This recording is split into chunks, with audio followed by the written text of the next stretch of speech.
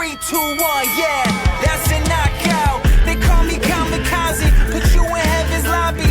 All gas, no brakes, you can never stop me. Nah, no, you can never stop me. Yeah, cause I'm the power slap king. SlapSon, baby! Ending edition. You don't get on your knees with this goat. You get on your feet so you realize what he's got. Everybody, welcome to SlapSon Damien. What's up, brother? Hey, man, I'm having a great time. You know, I had another win recently, so I'm just up here, cloud 9. And I'm trying to get up to cloud 8 or 9 myself, so I like it. Dude, I gotta ask. So I did some checking, and you know, most of the conversation is you dig deep on Reddit. You know what I mean? You dig deep on some of the forums. They've got you and they've got Ron as like the greatest of all time to do this. But I gotta say, especially in the fight game, we have a lot of recency bias. You know what I mean? And recently, biasly, the last few years, you're still on top. Do you feel like you are the GOAT in this game? Honestly, I'd have to say so. I mean, me and Ron have actually faced each other. So, like, Facts. we know out of the two of us who is better. And Ron's lost to Turpin. He's had his trials and tribulations. I've had close calls, but I ain't lost yet. So I feel like when it comes to the GOAT conversation, my name's got to be up there, man. Yeah, absolutely, man. It's just... there's a couple things I love about this, man, and about you and your career. The first one being, you know, the stigma that comes with this thing. People don't call it a sport. People call it, you know, a lazy man's game or whatever. And that goes right out the window because the people you have faced and the people you have gotten victories over, okay, maybe here and there we had sprinkled some lighter guys, if you will. But overall, man, especially the last year or so, you've been taking on dogs and defeating them. So that's one. And then the second observation is it's too dangerous, it's too unhealthy, and there's no longevity in this game.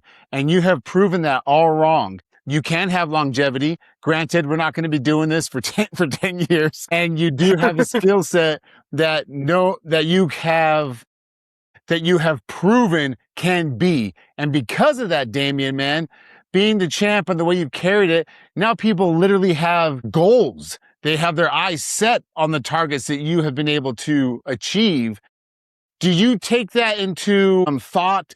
Do you take that into your own process, thinking that, hey, maybe it's somebody else's turn to climb this mountain, or I'm going to stay up here for a long time to come? I mean, me personally, it's been a while, and I always want to do boxing. So I'm grateful to have an opportunity to be able to pursue that now. And honestly, I've done everything I could do. I've beaten Dorian now for the second time. That was the last big thing I wanted to do in my career. The only thing else I could really do is keep adding to my record. You know, how many title defenses can I get to? How long can I stay champion for? But I mean, you look at the division, there's probably one dude in the top 5 that I haven't already faced or beat someone that's faced them. Like, you go down the rankings, I've beaten most everybody, or the people I've beaten have beaten those other people. So it's like, it's kind of getting to the point where I'd love to see someone else climb up and just try to do what I've done. Okay. You know, hold the belt for a while, see how many times it changes hands. Like, I feel like I've really kind of held up the division at this point. So I'm excited to go off. And then, hey, couple years down the road, maybe when there's some more money and some more exciting fights, I'll come back. But as of right now, I'm thinking about just going on and trying out this boxing thing. Dude, it's funny. A couple things stood out to me with that answer. The first one being,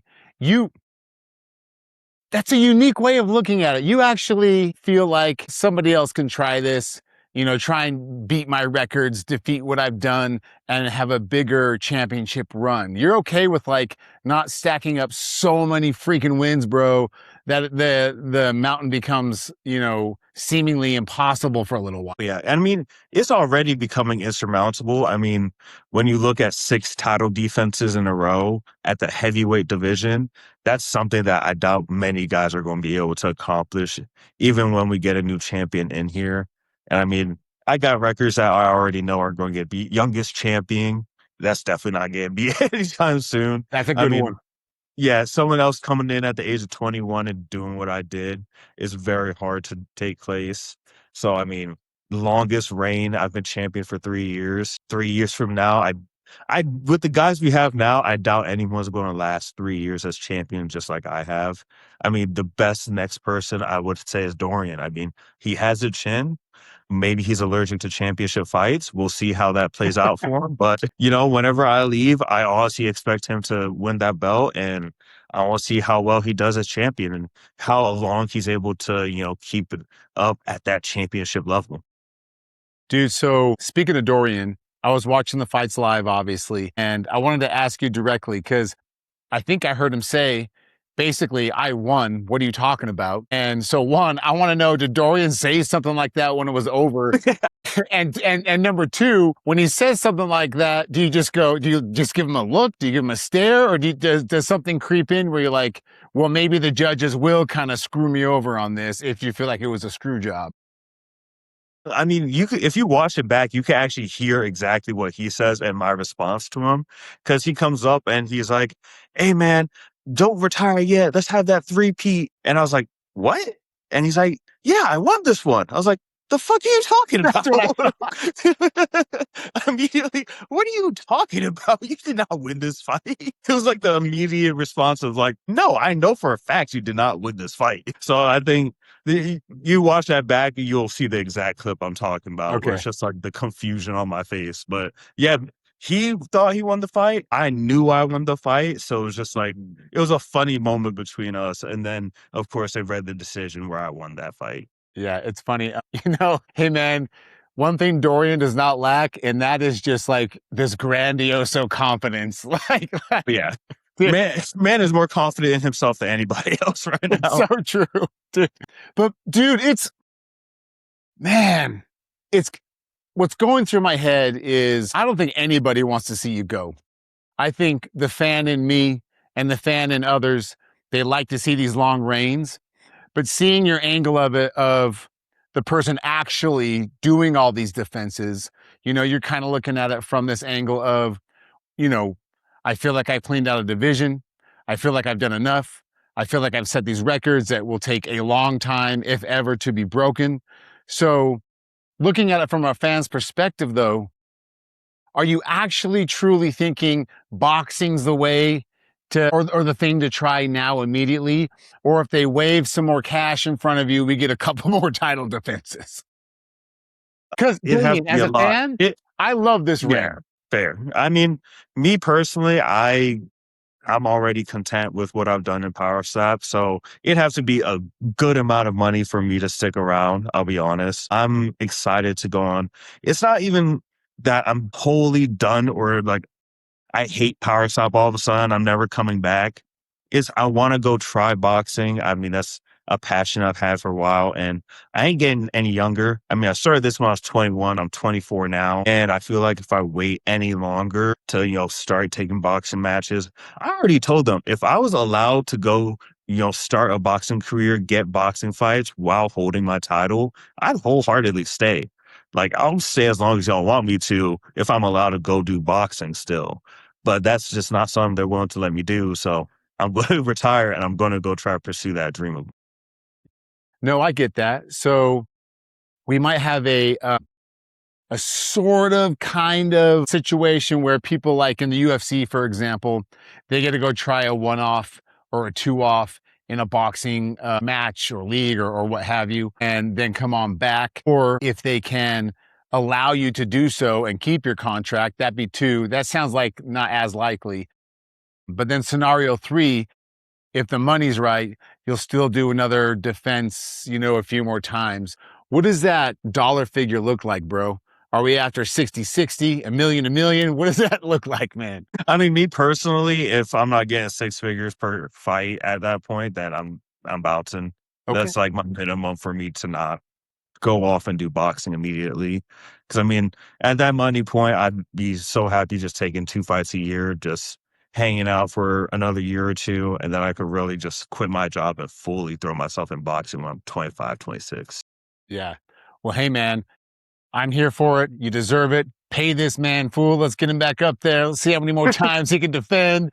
Then we'll see what goes on. I'm all about it, man. Let's get you paid.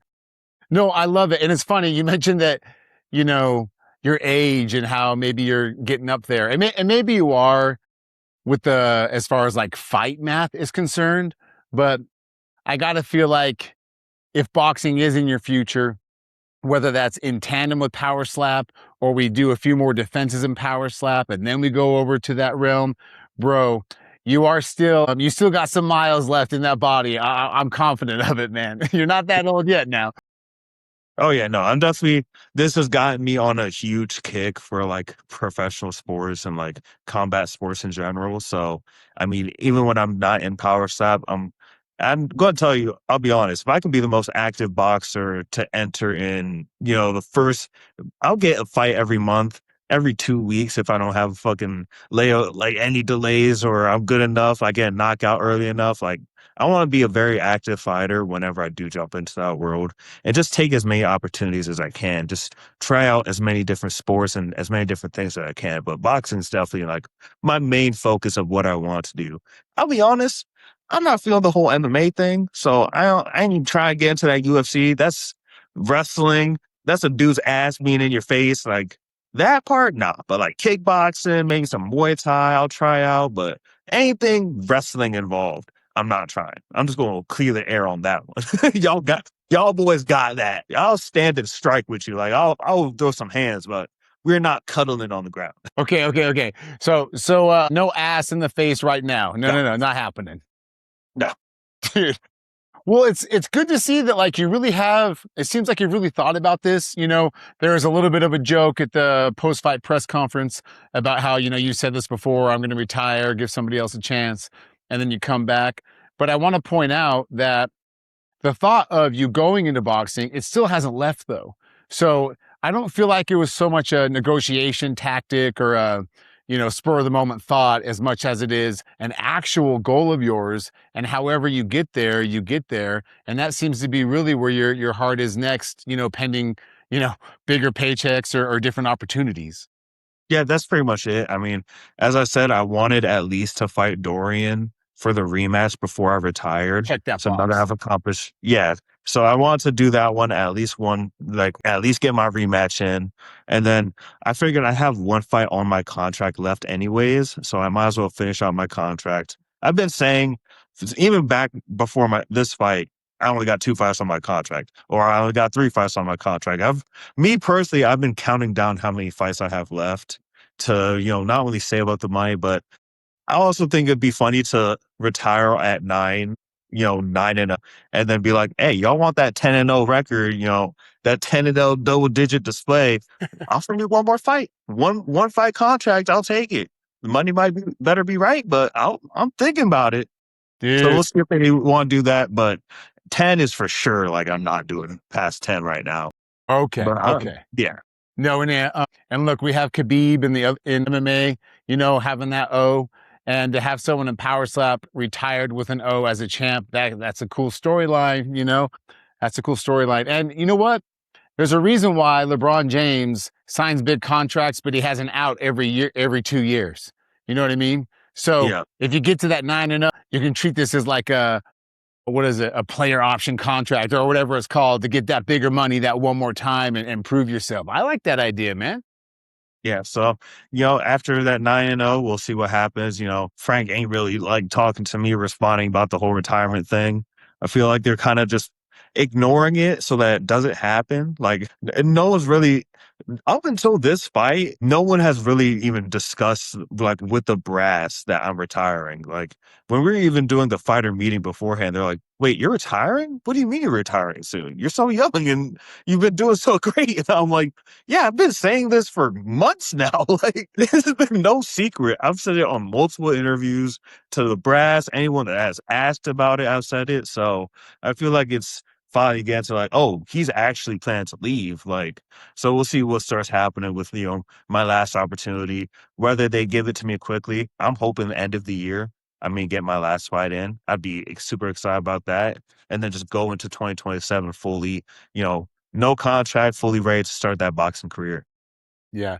No, dude, that's cool. And it's funny. I think this is just my opinion. I have no idea. I haven't spoken to Frank or anybody like that, but I think your age would be the first thought of like, why would you? Because we associate the R word, not that R word, fam, retired. Okay, we're not going there. We're not stepping. Yeah, no. But this whole podcast, the R word.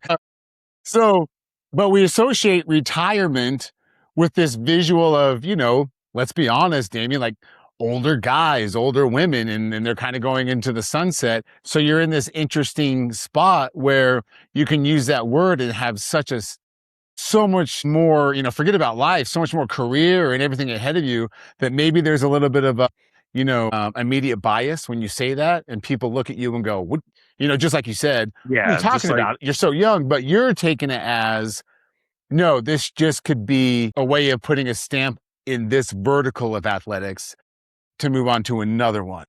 Yeah, I figure for me, it's just a segment of my life ending and a new one beginning. It's just like this chapter, it's with Power Slap, that's going to be coming to an end soon. Everything has to end soon. I don't want to go out on a crazy high note and then start that next chapter, and we'll just see how it goes from there. I mean, whenever I start slapping people, I never saw this becoming such a huge thing, me getting this far and doing all this. So, this chapter has been great. It's been super exciting, life-changing, literally. So, I'm really excited to start this next segment of my life. And I ain't gonna lie, I'm excited to get into shape. Being 265 is not easy, brother. No, dude, no. Yeah.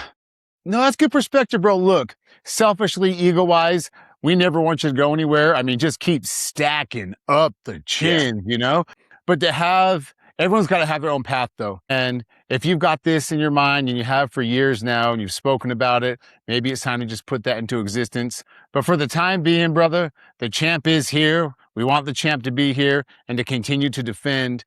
We talked a little bit about your division and those records.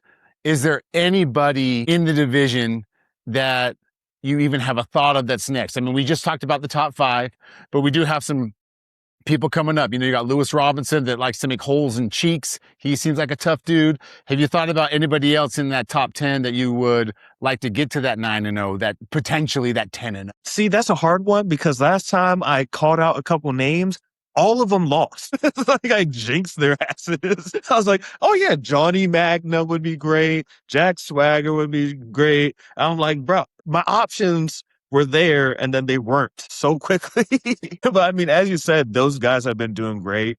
Zakir is one that's like, he's ranked number 2.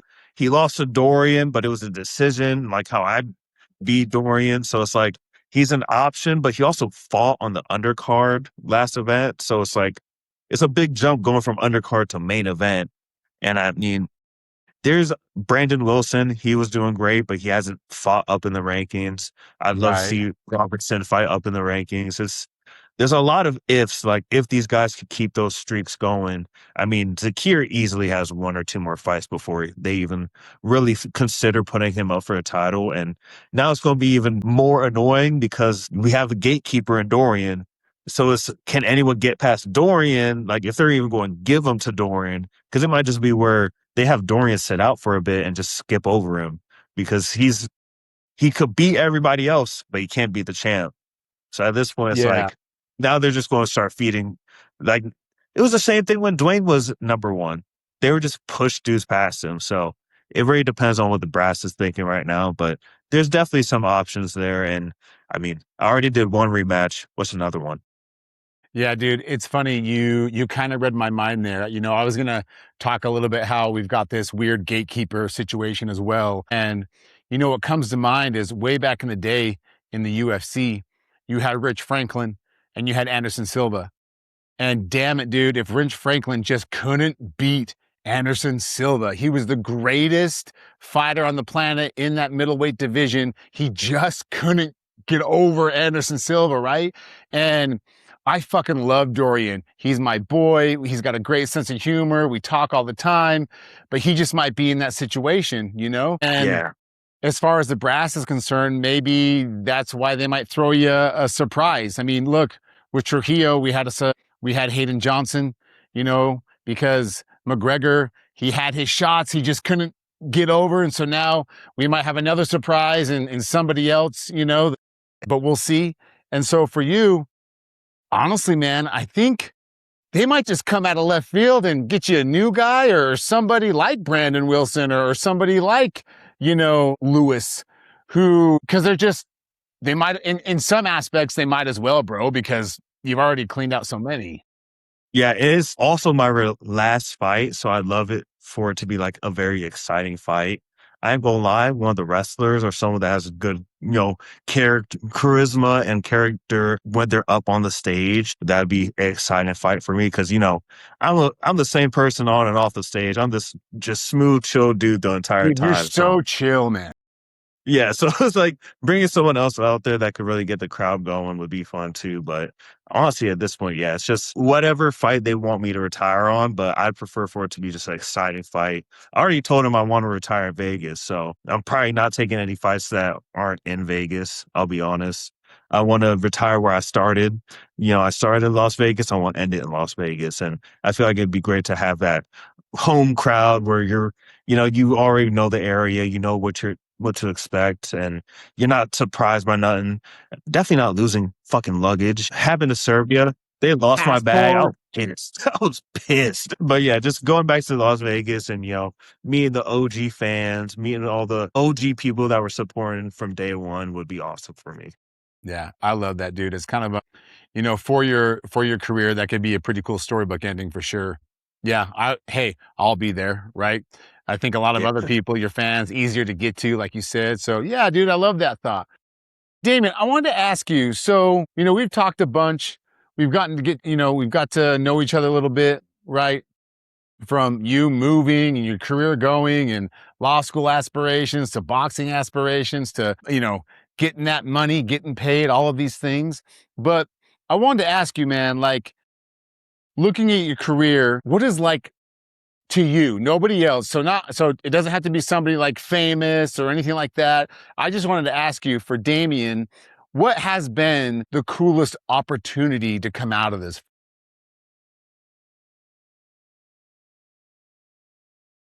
That's a hard one. I've had a lot of very cool opportunities. Honestly, I feel like there's one trip in specific that I feel like was the coolest trip I've ever been on. When I got to go coach in Abu Dhabi, that was probably the coolest trip I've ever had. I flew my wife out for it. So it's basically like a honeymoon vacation for us. Cause I mean, whenever you're coaching, at least for me, they didn't have a lot of responsibilities for me. So I had like my 1 or 2 training sessions and then I was just free to do what I wanted. And that was probably the best trip I've ever had. And I think the amount of stuff we got to do and see, it was just an amazing trip and amazing opportunity to go out there and be able to coach these guys and, you know, help host the first international event. But honestly, I feel like that'd probably be, I don't know if that counts as like number one opportunity, but like that's definitely the coolest trip and the coolest chance to go travel and see the world that I, you know, never take for granted. Yeah. No, I love that, man. Wifey and I are travel nuts, dude. So I think that's a great answer. And if it wasn't for the sport, you know, some of those things like that, like you just said, they would never, they kind of feel out of reach, if that makes Yeah. sense. Yeah, like I would never think to plan my own trip to Abu Dhabi. I'll be Right. honest. Like I would never be like, yeah, let's go to Abu Dhabi. Actually, like that'd be awesome. Let's go to Yes Island. I know, like I wouldn't know where the fuck that is. I'd probably be stuck in Dubai in some shitty motel. I'll be honest. I love it. I think that's a perfect answer. All right, man. We won't keep you much longer. I just want to say thank you. Thanks for scheduling a little bit, brother. Again, I would love it if you stayed and just kept stacking up chins, but we're also here for you for whatever career path you take. I hope people hear this. I hope you get paid, and I hope you get that storybook ending that you're looking for. And then last but not least, whenever this slap career ends, know that you are just always going to be in that GOAT conversation, and know that we will always continue to follow your athletic career wherever you go, brother. I appreciate that, man. Thank you so much. You know, it's been a journey and I've enjoyed every step of it. Absolutely. Okay, dude, let's hang out for a bit and we'll let this bitch upload.